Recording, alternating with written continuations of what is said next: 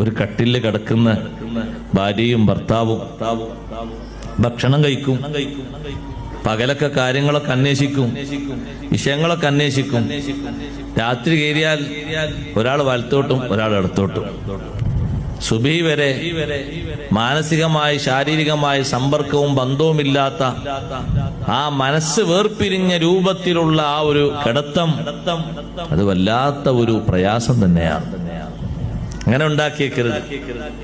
ചില്ലറ വർത്താനങ്ങളെ പേരിൽ ചിലപ്പോൾ ഒരു പക്ഷേ നമുക്ക് ദഹിക്കാത്ത വന്നിട്ടുണ്ടാകും.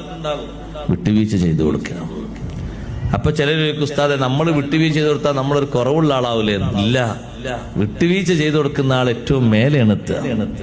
കാരണം റബ്ബ് സുബ്ഹാനഹു വ തആല ഇഷ്ടപ്പെടുന്ന സ്വഭാവങ്ങളിൽ ഏറ്റവും നല്ല സ്വഭാവമാണ് അൽ അഫൂ, വിട്ടുവീഴ്ച ചെയ്യുക എന്നത്.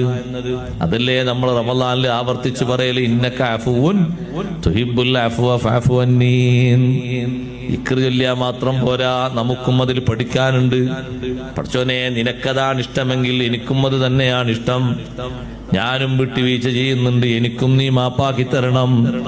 ഞാൻ അറിയാത്ത വൈകല്യങ്ങൾ, സമൂഹം അറിയാത്തത് എന്നിലുണ്ട്, അത് മുന്നിലോട്ട് വെച്ച് എന്നെ നീ വഷളാക്കരുത്, മാപ്പാക്കി തരണം. അള്ളാഹുവിനോട് ആത്മാർത്ഥമായി പറയാൻ, നമ്മോട് ചെയ്ത അപരാധങ്ങൾക്ക് വിട്ടുവീഴ്ച ചെയ്ത് കൊടുത്ത് മാപ്പ് കൊടുക്കണം. നമ്മൾ മരിച്ചു പോകുമ്പോ നമുക്ക് അങ്ങനെ പൊരുത്തപ്പെട്ടു കൊടുക്കാത്തതായിട്ടുള്ള ആൾക്കാർ വേണ്ട. മാപ്പ് ചെയ്തിട്ടുള്ള വിശാലമായ മനസ്സ്. മക്കളിലും ചിലപ്പം ചില മക്കൾക്കൊക്കെ കുസൃതി കൂടുതലുണ്ടാവും.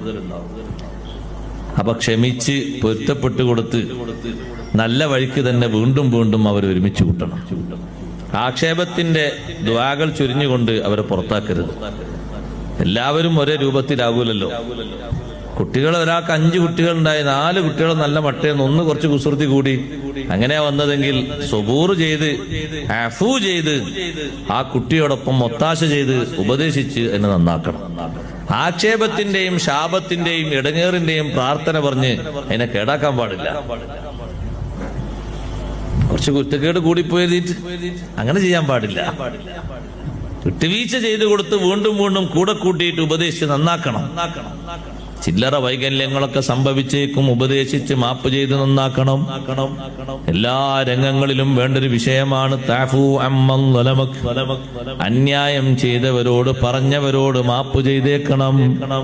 അത് സമൂഹത്തിന്റെ വിവിധ ഭാഗങ്ങളിൽ അങ്ങനെയുണ്ട്.